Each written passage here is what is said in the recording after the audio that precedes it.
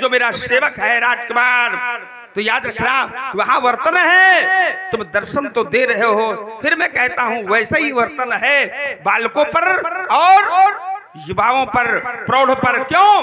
बालक छोटा होता है तो भगवान ने कृपा किया। भगवान क्या कहता है बालक के लिए? तो परमात्मा कहता है कि करऊं सदा, जो मेरा भक्त है बालक है शरण में आया तो तिनके रखवारी, अजिम बालक राखे महातारी।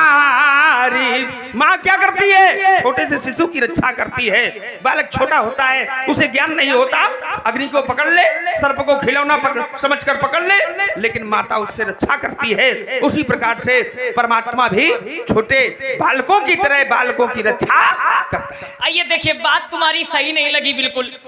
हमने बांधा था इसको, आप कहते हो कि बालकों के ऊपर भगवान जल्दी कृपा करते हैं। हमने कहा ऐसा नहीं है। भक्त चाहे जैसा हो, बालक होए बड़ा होए, भगवान पक्षपात नहीं करते हैं। और तुम चौपाई पढ़ रहे हो केवल ये प्रमाणित करने के लिए कि नहीं भगवान बालकों के ऊपर विशेष कृपा करते हैं, ऐसा नहीं है। और एक करधाली पढ़ी आपने, क्या पढ़ी? बोले करऊं सदा तिन कै रखवारी, बोले जिमी बालक राखे। यहाँ मानस पढ़ने वाले लोग बैठे होंगे और इस चौपाई का क्या अर्थ निकल के आता है पहले उसको पढ़ लो, वो आपने किया भी है। भगवान कह रहे हैं कि करऊं सदा तिनके, तिनके मतलब उनकी,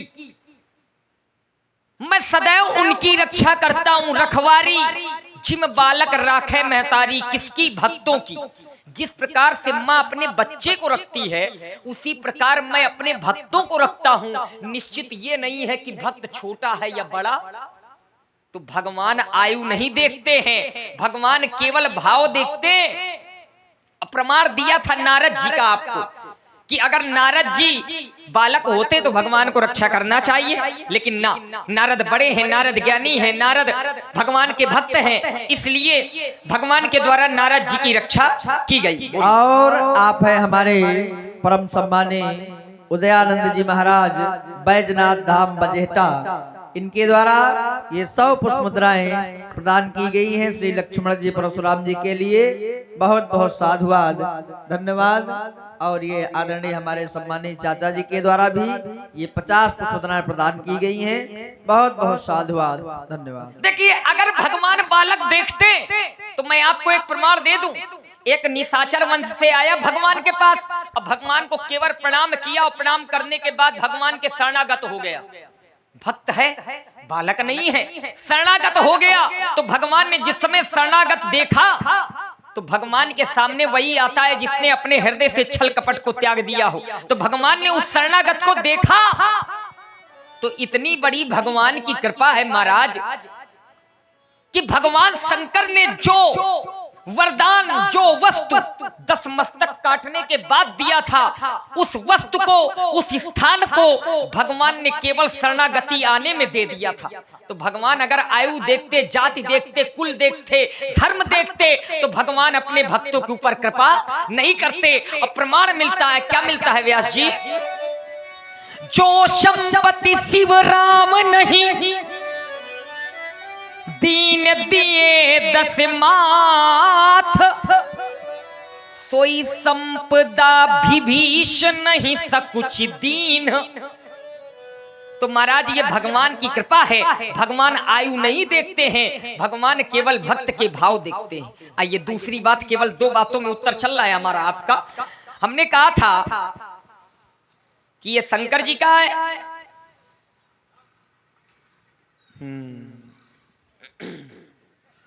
निकाल दो इनको, ये ध्यान केंद्रित कर रहे हैं। आइए आप लोग अपना ध्यान हमारी तरफ किया करो, क्योंकि आपका ध्यान नहीं मिलेगा तो फिर हम शांत हो जाएंगे। क्योंकि हम बताएंगे किसको? आप ही लोगों को बताना है, क्योंकि इनको हमको जांचना है। ये जचेंगे तभी आप लोग जांच पाओगे इनको। आइए, बात हमारी आपकी ये थी, क्या थी? आपने कहा कि हमारे पिता का अधिकार था अपनी माता के ऊपर, तो उन्होंने आदेश दे दिया तुम्हारे गुरु जी का क्या अधिकार है धनुष के ऊपर? और फिर ये शंकर जी का धनुष है। कई चीजें आपने जोड़ी कि नहीं ये त्रिभुवन का गुरु है और एक साधारण गुरु के द्वारा आदेश दिया जा रहा है। तो क्या गुरु कोई साधारण होता है? गुरु गुरु होता है। ठीक, ये बात आप बिल्कुल निरर्थक कह रहे हो कि नहीं गुरु साधारण होता है। ना, गुरु साधारण नहीं होता। और एक शिष्य के लिए उसका गुरु सबसे बड़ा होता। और प्रमाण मिलता है गुरु ब्रह्मा गुरु विष्णु गुरु देवो महेश्वर गुरु साक्षात परम ब्रह्म तस्मै श्री गुरुवे। तो एक शिष्य के लिए गुरु परम ब्रह्म होता है। आप कहते हो तुम्हारे वो साधारण गुरु है। अरे महाराज, चाहे साधारण गुरु हो चाहे जैसे गुरु हो, अगर गुरुदेव हैं और गुरु का अगर तुम अपमान करोगे तो कोई और नाराज नहीं होगा, शंकर जी पहले नाराज हो जाएंगे। अब प्रमाण मिलता है उत्तरकांड में, एक शिष्य ने अपने गुरु का अपमान किया। और अपमान में क्या किया? जिस समय गुरु जी आए तो वो केवल खड़ा बस नहीं हुआ तो शंकर जी क्रोधित हो गए उसके ऊपर। तुम कह रहे हो साधारण गुरु, सोचा करो थोड़ा, बिना सोच के बोलते हो। साधारण गुरु नहीं, गुरु चाहे जैसा हो। अब प्रमाण मिलता है, क्या मिलता है? एक बार हर मंदिर जपते रहो शिव नाम और गुरु आयो अभिमान ते उठी नहीं कीन प्रणाम। केवल शिष्य ने गुरु जी को प्रणाम नहीं किया था, भगवान शंकर तुरंत प्रकट हो गए और प्रकट होकर के भगवान शंकर ने श्राप दे दिया, जाओ तुम अजगर हो जाओ। तो फिर बाद में गुरु जी ने भगवान शंकर की वंदना की और वंदना करने के बाद भगवान शंकर को मनाया। तब भगवान शंकर ने श्राप विमोचन बताया। ये भगवान शंकर के लिए, गुरु के लिए अपना पक्ष है। आप कहते हो साधारण गुरु, वो साधारण नहीं है जिनकी हम बात बता रहे हैं। तुम उन्हें हल्के में लिए हो का? उनके लिए कहा गया है क्या? बोले विश्वामित्र महामुनि ज्ञानी, विश्वामित्र महामुनि ज्ञानी और बसहि विपिन शुभ आश्रम जानी। साधारण नहीं है विश्वामित्र जी, सृष्टि के दूसरे विधाता है। जो तुम नहीं कर पाए हो, जो तुम्हारा बाबा नहीं कर पाए, हाँ तुम्हारा परबाबा करें। परबाबा मतलब ब्रह्मा जी। ब्रह्मा जी ने गेहूं बनाया तो विश्वामित्र जी ने चावल इत्यादि बना दिया। जो ब्रह्मा जी ने किया ब्रह्मा जी के विपरीत किया। ब्रह्मा जी ने एक स्वर्ग बनाया है, विश्वामित्र जी ने दूसरे स्वर्ग का निर्माण कर दिया। तो क्या विश्वामित्र जी साधारण है? हल्के में ले रहे हो विश्वामित्र जी? तुम्हारे गुरु बाबा ने बनाया है वो हम लोग कभी छूते नहीं है। हाँ, अब तुम छुओ चाहे न छुओ, जिनके लिए बनाया वो लोग कर रहे हैं। योग्य भी नहीं है क्या? अब उसी तरह तुम्हारी बुद्धि भी हो गई है, इसीलिए तो डट के तुम हमारे सामने खड़े हो। अरे तुम्हें विचार करना चाहिए, ये भी गुरु तुल्य खड़े हैं तो मैं इनके सामने ऐसा बोलो? थोड़ी बात सुन लो हमारी। कह रहे हो कि उसको हम खाते तक नहीं है, छूते तक नहीं है। आप लहसुन प्याज की बात कर रहे होंगे, ठीक। और हमने कहा था कि अगर ब्रह्मा जी ने गेहूं बनाया तो उन्होंने चावल बनाया और चावल को भंडारे में, हाँ, आप है हमारे प्रभान सिंह यादव जी। चावल को भंडारे में क्या कहा जाता?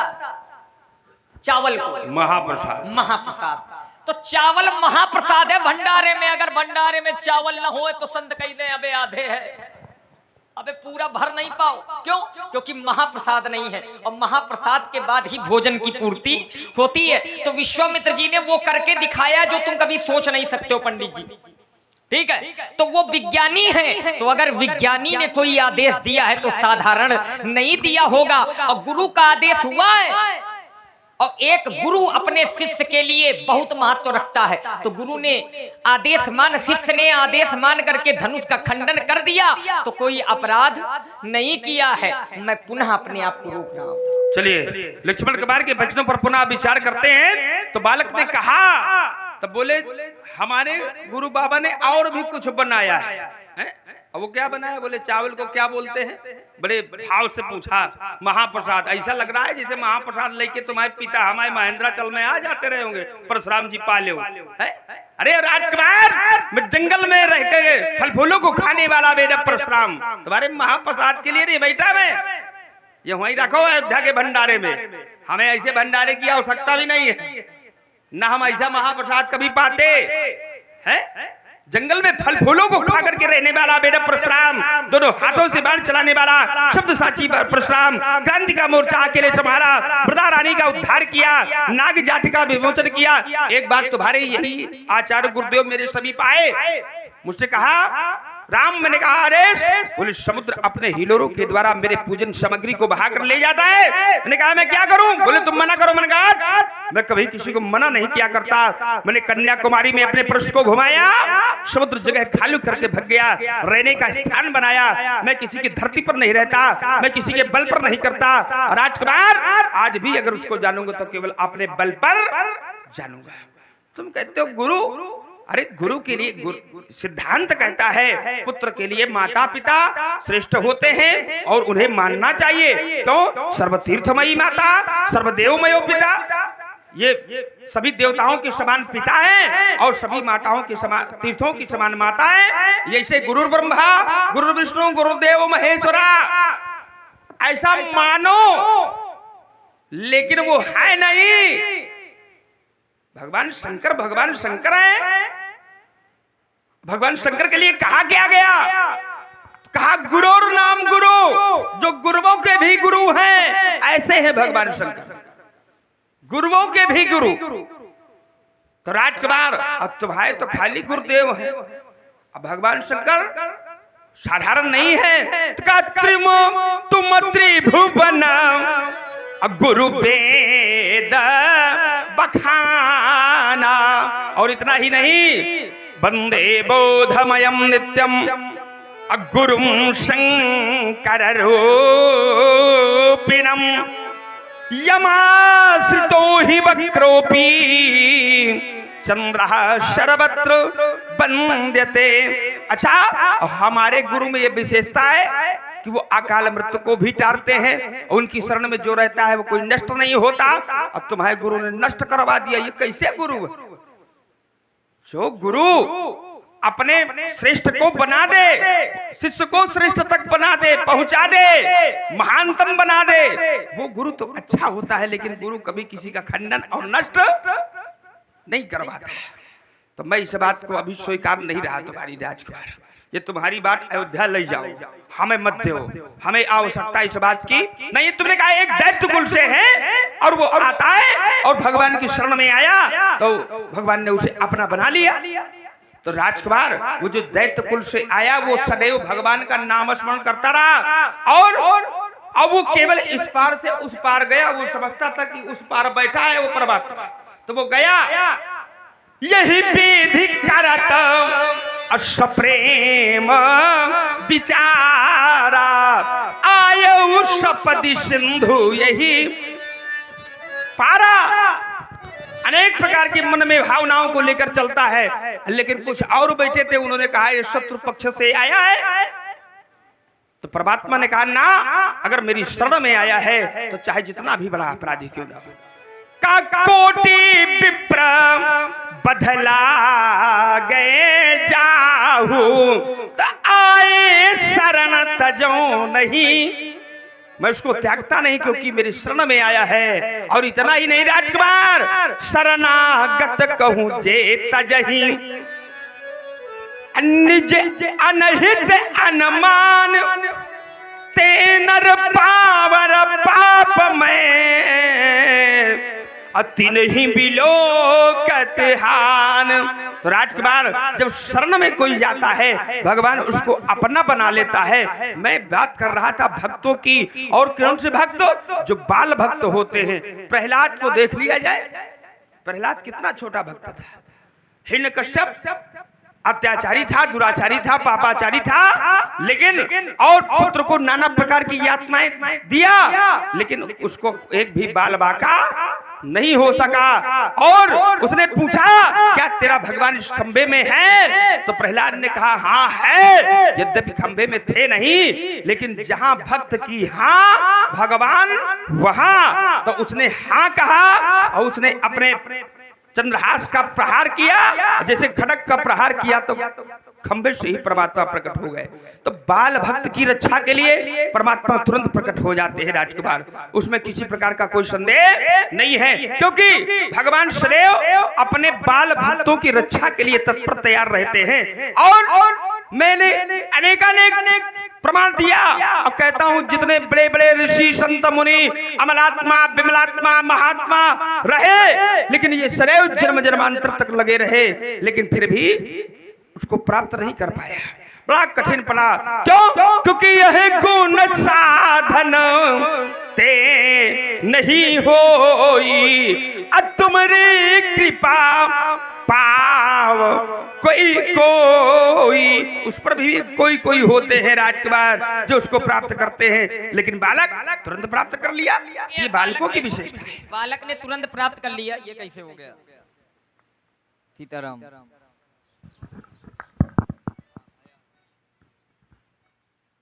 करें बालक ने ऐसे बोल रहे हो इसलिए बंद हो जा रहा है।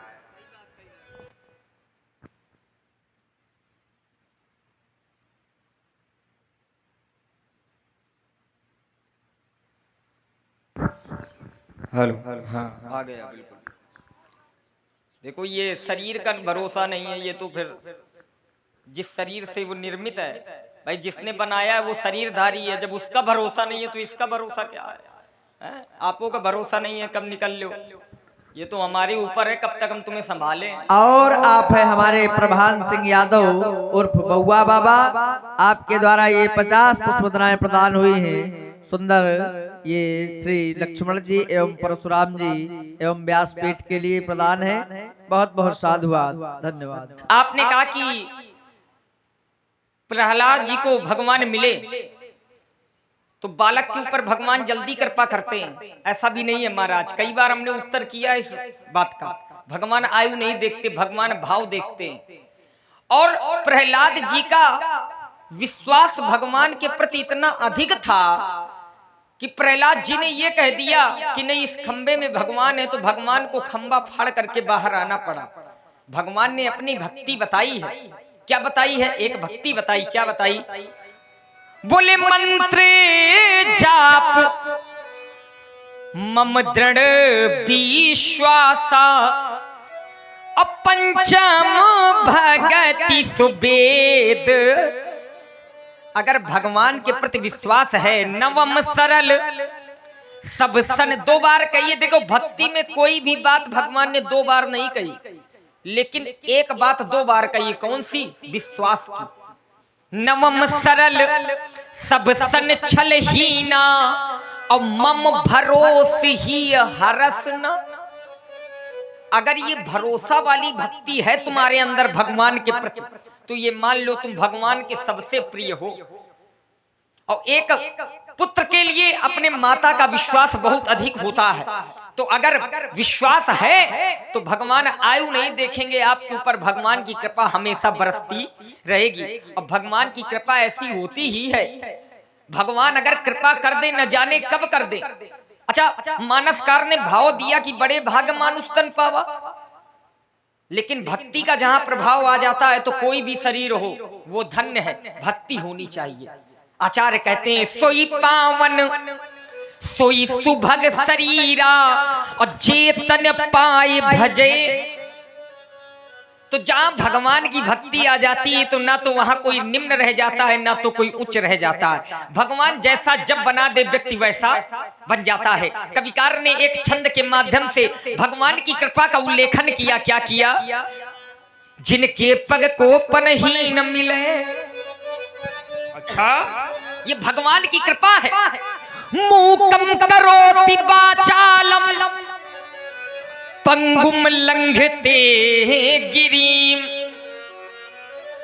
मानसकार भी कहती है मूक हो ये वाचाल, पंगु चढ़ई गिर बर गहन, जा सुकृपा सुदया, जा सुकृपा सुदया। महाराज जिसके ऊपर भगवान की कृपा हो जाए तो पल में क्या हो जाए। कहते हैं क्या, गांव के लोग कहते हैं क्या, भगवान जब नहीं देता तो कुछ नहीं देता है, और जब देता है तो छप्पर। ये भगवान की कृपा है। भगवान की कृपा के संदर्भ में गोस्वामी तुलसीदास जी ने एक छंद का वर्णन किया। क्या किया? जिनके पग को पनही न मिले, जिनको पहनने के लिए पदत्राण नहीं है, जिनके पग को पनही न मिले, तही को गजराज चढ़ावत है, तही को गजराज चढ़ावत है। खाने को जिन्हें दाना न मिले, 356 भोग लगावत है, 356। ये जग में जिनको